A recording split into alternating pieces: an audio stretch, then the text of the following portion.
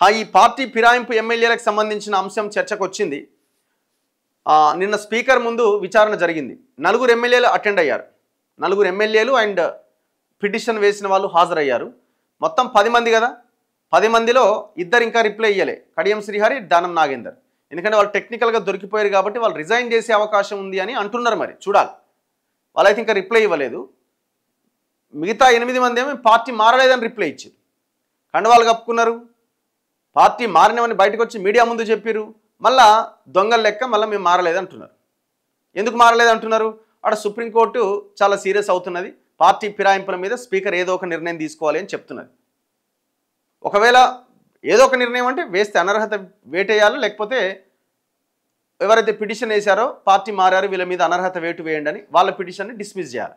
ఏదో ఒక నిర్ణయం తీసుకోవాలి. అది 3 నెలలలోపు తీసుకోవాలి. సుప్రీంకోర్టు పెట్టిన డెడ్ లైన్. సో ఇప్పుడు స్పీకర్ అందులో భాగంగా విచారణ చేస్తున్నాడు. నిన్న 4 ఎమ్మెల్యేలను పిలిచిండు. ఎవరయ్యా పెద్ద మనుషులు? ఫోటోలు వచ్చాక వేరే పేపర్లా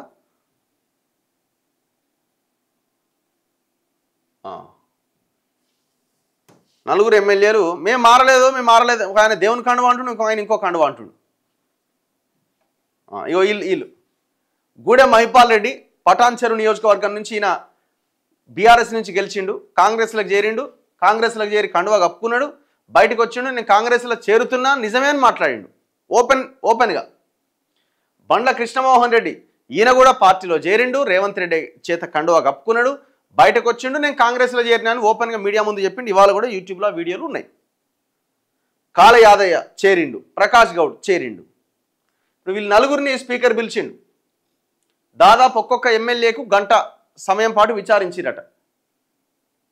స్పీకర్ ముందు విచారణకు 4 ఎమ్మెల్యేలు హాజరైన ప్రకాష్ గౌడ్, కాళ యాదయ్య, గూడెం మహిపాల్ రెడ్డి, బండ్ల కృష్ణమోహన్ రెడ్డి. మహిపాల్ రెడ్డి పటాన్చెరు, కాళ యాదయ్య చేవెళ్ళ, ప్రకాష్ గౌడ్ రాజేంద్రనగర్, కృష్ణమోహన్ రెడ్డి గద్వాల. విచారించిన స్పీకర్ గడ్డం ప్రసాద్ ఒక్కో ఎమ్మెల్యేకు గంట సమయం, పిటిషన్దారుల న్యాయవాదులను క్రాస్ ఎగ్జామిన్ చేసిన ఎమ్మెల్యేల తరపు న్యాయవాదులు. ఇక్కడ ఈనాడులో రాసిరు చూడండి. అయితే ఇక్కడ ఏమంటారు అంటే బీఆర్ఎస్ నుంచి కాంగ్రెస్లోకి ఎమ్మెల్యేలు పార్టీ ఫిరాయించడాన్ని మీరు ప్రత్యక్షంగా చూశారా? ఆ సమయంలో మీరు అక్కడ ఉన్నారా?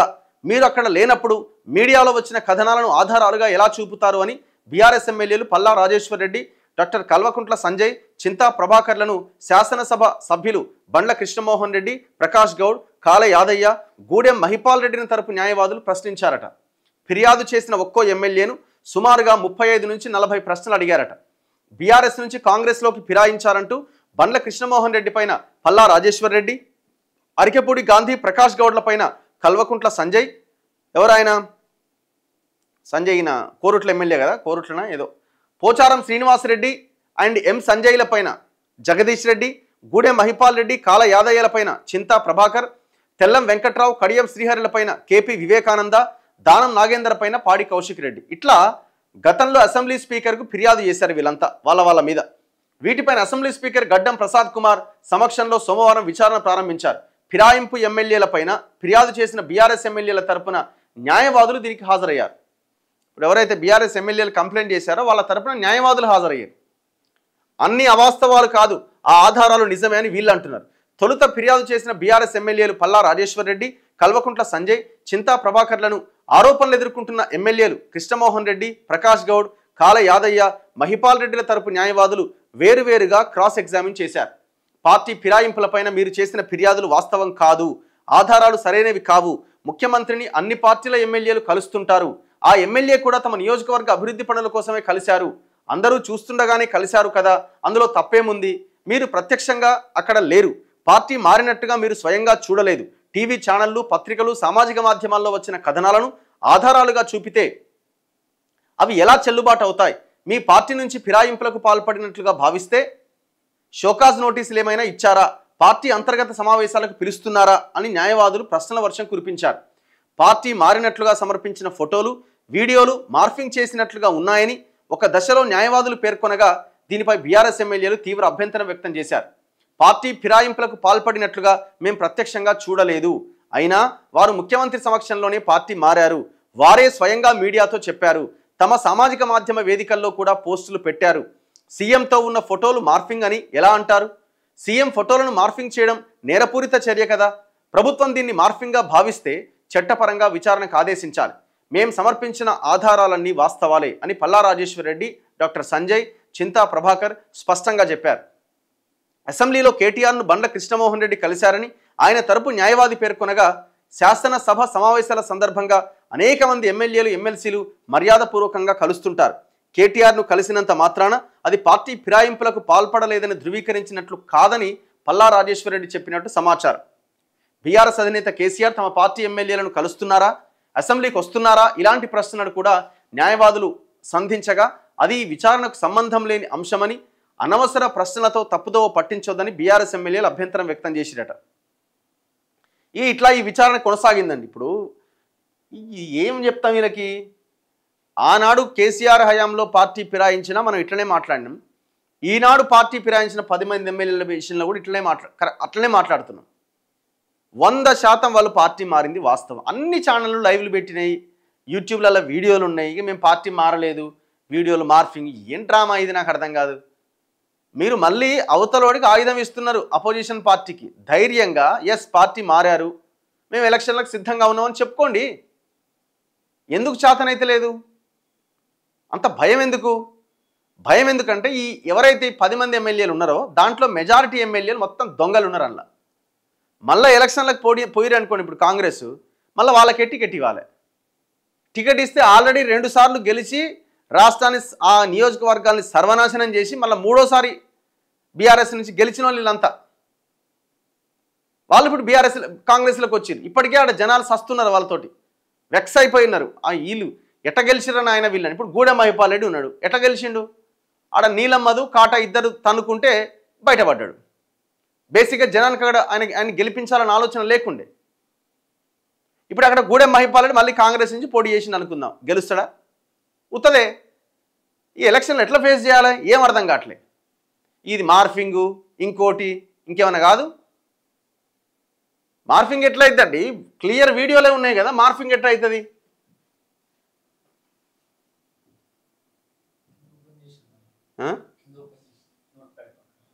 ఇగో ఇది కాదా? ఇదంతా ఇది మార్ఫింగ్ ఎట్లా అవుతుందండి? నాకు అర్థం కాదు. దానం నాగేంద్ర సరిగ్గా ఇంకా రిప్లై చేయలే, ఎందుకంటే ఈయన ఆల్రెడీ దొరికిపోయాడు. సికింద్రాబాద్ ఎంపీగా కాంగ్రెస్ బీఫామ్ మీద పోటీ చేసిండు. ఈయన గాంధీ. ఇప్పుడు ఇవన్నీ మార్ఫింగేనా? ఇప్పుడు ఇది మార్ఫింగా? అరకెప్పుడు గాంధీ కండువా కాకుండా ఇది మార్ఫింగ్ అయిద్దా? ఇంత అద్భుతంగా ఎట్లా మార్ఫింగ్ చేసి ఉంటారు? ఒకవేళ మార్ఫింగ్ అనుకుందాం, ఒకవేళ మార్ఫింగ్ అయితే కేసు పెట్టాలి, యాక్షన్ తీసుకోవాలి. ముఖ్యమంత్రి ఫోటోని, వీడియోని మార్ఫింగ్ చేసిరంటే అది పెద్ద క్రైమ్ కదా. మరి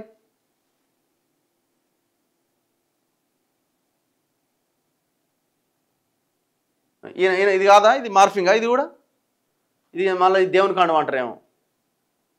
ఎట్లా మీరు ఇది అపోజిషన్ పార్టీకి మీరు ఆయుధం ఇస్తున్నాడు. ఇది ఎంత లాగితే అంత నష్టం అవుతుంది మీకు. డాక్టర్ సంజయ్ కండవా కప్పుకున్నాడు, ఇది మార్ఫింగా? క్లియర్ ఎవిడెన్సే కదా ఇవన్నీ. ఇవే కాదు, ఇంకా వీళ్ళు బయటకు వచ్చి మాట్లాడిన ఒకరిద్దరు. ఒక్క నిమిషం చూడండి, వెయిట్ చేయండి.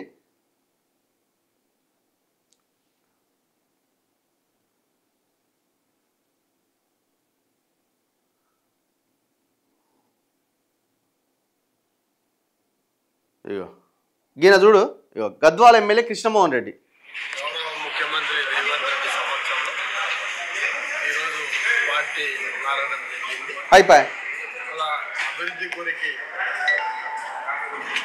గద్వాల నియోజకవర్గ అభివృద్ధి కొరికి పూర్తి సహకారం అందిస్తారని, అభివృద్ధి ధ్యేయంగా మాకు అన్ని పనులు చేస్తామని, అంటే గట్టి ఎత్తిపోతల పథకం అయితేవి అయిపోయానా? ఫస్ట్ లైన్లో చెప్పిండు కదా పార్టీ మారినా అని. మరి ఇంతకంటే ఎవిడెన్స్ ఏం కావాలా? ఇట్లా అందరూ మాట్లాడిరు. గూడెం మహిపాల్ రెడ్డి కూడా మాట్లాడినోడే.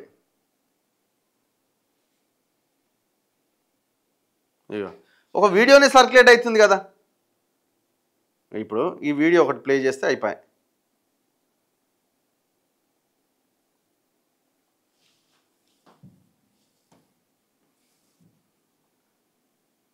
ఇటు బాయ్.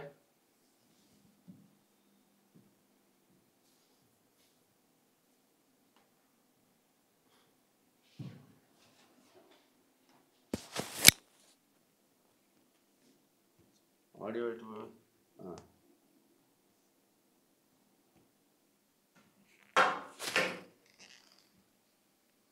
నిన్న మొన్న నాతోని ఇది కాదా ఈరోజు ఎమ్మెల్యేస్ ఇంతమంది రావడానికి కారణం ఏంటి?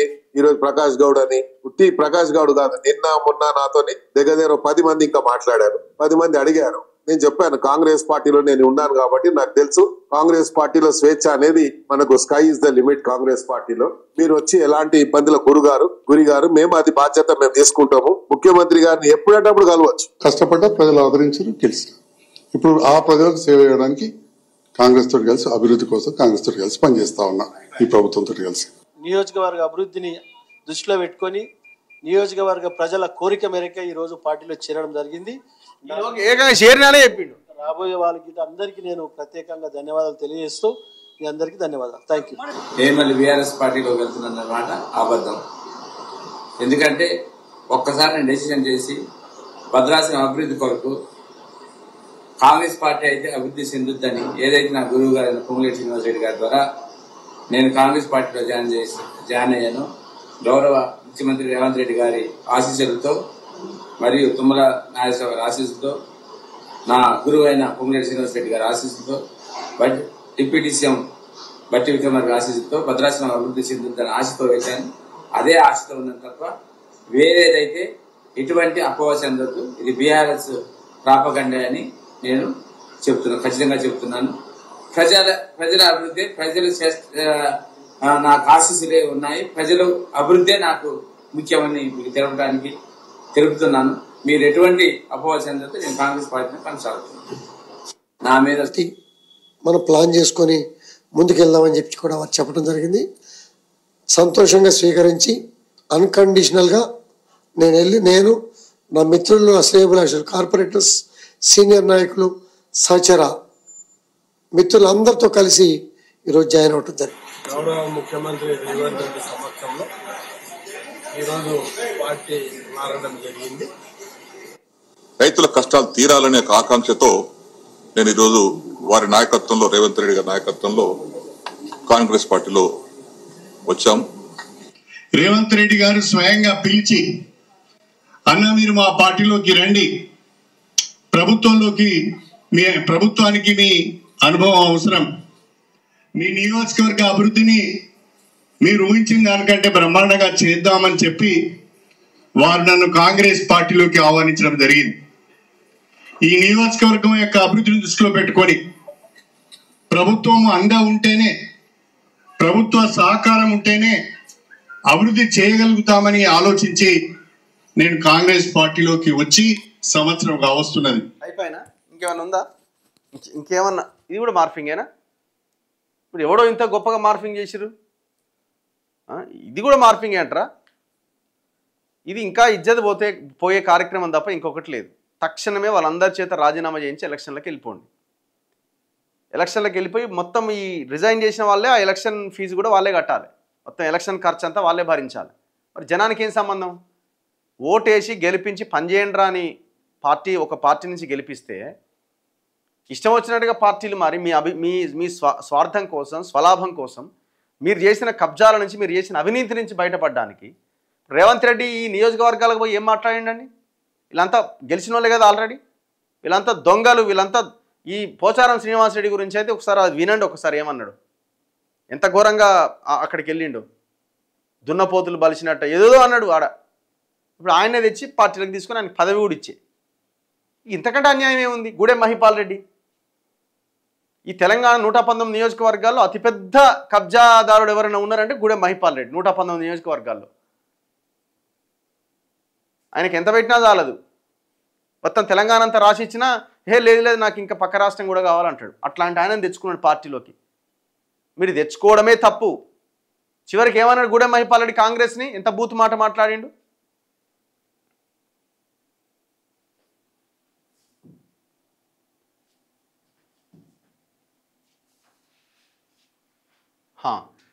ఈ పార్టీలు ప్రజలకు పనిచేయవు, దొంగ పార్టీలు, కాంగ్రెస్, బీజేపీ, బీఆర్ఎస్, టీడీపీ అట. దామోదర్ వేల్పుల. చలో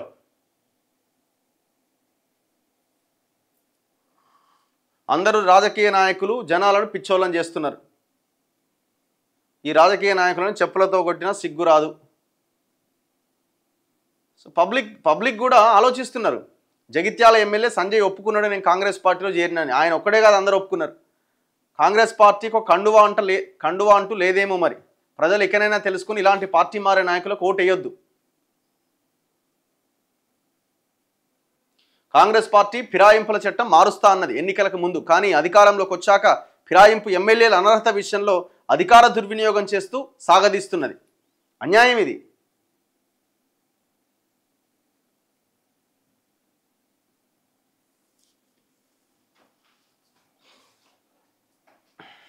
కాంగ్రెస్ తప్పు చేస్తుంది అన్న, ఎందుకు ఎలక్షన్కి పోతే సరిపోద్ది కదా, ఏముంది దాంట్లో? ఏముందంటే గెలవరీలంతా ఎవడు గెలుస్తాడు? 10 మందిలో ఏమో ఒకరిద్దరేమో, కానీ దాదాపు మెజారిటీ సీట్లు పోయే అవకాశం ఉంది. కాకపోతే అక్కడ ఆల్టర్నేట్ లేదు. ఇప్పుడు కేసీఆర్ వీళ్ళంతా పెద్ద గొడవ చేస్తున్నారు, వీళ్ళంతా పోయి వాళ్ళకేం అర్హత ఉన్నది? వాళ్ళకేమైనా అర్హత ఉందా? పందులను కొన్నట్టుగా ఉన్నారు కదా, బురదలో బొరలాడే పందులను కొన్నట్టుగా ఉన్నారు పోయిన గవర్నమెంట్ హయాంలో. 2014లో 2018లో ఎమ్మెల్యేలను కొని వాళ్ళకి మంత్రి పదవులు కూడా ఇచ్చిండు కదా. ఇదంతా మన కళ్ళ ముందున్న వాస్తవం కాదా? ఇప్పుడు వాళ్ళే పిటిషన్లు వేసి వాళ్ళ మీద వేటేయాలని అడుగుతున్నారు. సిగ్గు లేదురా అని వీళ్ళు అంటున్నారు. మేమంటున్నాం ఇద్దరికి సిగ్గు లేదంటున్నాం. అంతా దొంగలే. అపోజిషన్లో ఉన్నప్పుడు ఒక మాట, బయటకు వచ్చాక ఇంకొక మాట. సరే మరి ఇది ఏడు దాకా పోతుంది అంటే ఏమైందో చూడాలి. ఒకటి మాత్రం నిజం, ఒక ఇద్దరు అయితే దొరికిపోయారు. ఎవరు? దానం నాగేంద్ర అండ్ కడియం శ్రీహరి. వాళ్ళిద్దరి మీద అయితే వేటు పడడానికి అవకాశాలు ఉన్నాయి. వేటు పడకముందే వాళ్ళు రిజైన్ చేసి ఎలక్షన్లకు వెళ్ళొచ్చు అని అంటున్నారు. ఇక మిగతా వాళ్ళు అయితే కొన్ని టెక్నికల్ అంశాలు, లూప్ హోల్స్ని వీటిని పట్టుకొని బయటపడడానికి ప్రయత్నం చేస్తున్నారు. ఏం జరుగుతుందో చూడాలి. అల్టిమేట్గా స్పీకర్ ఏ నిర్ణయం తీసుకున్నా ఆ నిర్ణయాన్ని ఎవరు కాదనలేరు. స్పీకర్ ఒకవేళ అనర్హత పిటిషన్లు కొట్టేసినా సుప్రీంకోర్టుకు పోయినా కోర్టు ఆల్రెడీ చెప్పింది మీరు ఏదో ఒక నిర్ణయం తీసుకోండి అని చెప్పింది, కానీ ఈ నిర్ణయం తీసుకోండి స్పీకర్కి నిర్దేశించలేదు. సో కాబట్టి ఇది రాజ్యాంగబద్ధమైన పదవి. స్పీకర్ పరిధిని ఎవరు క్వశ్చన్ చేయలేరు. సుప్రీంకోర్టు చెప్పింది కూడా మీరు ఎందుకు డిలే చేస్తున్నారు, 3 నెలలలోపు నిర్ణయం తీసుకోండి అని చెప్పింది. మీరు ఈ నిర్ణయమే పర్టికులర్గా తీసుకోండి అని కోర్టు ఎక్కడా చెప్పలేదు. సో కాబట్టి స్పీకర్ ఒకవేళ అనర్హత పిటిషన్ కొట్టేసింది అనుకోండి, ఏం చేయలేం. కాకపోతే ఇద్దరి విషయంలో మాత్రం టెక్నికల్గా ఏం చేయడానికి అవకాశం లేదు. చలో.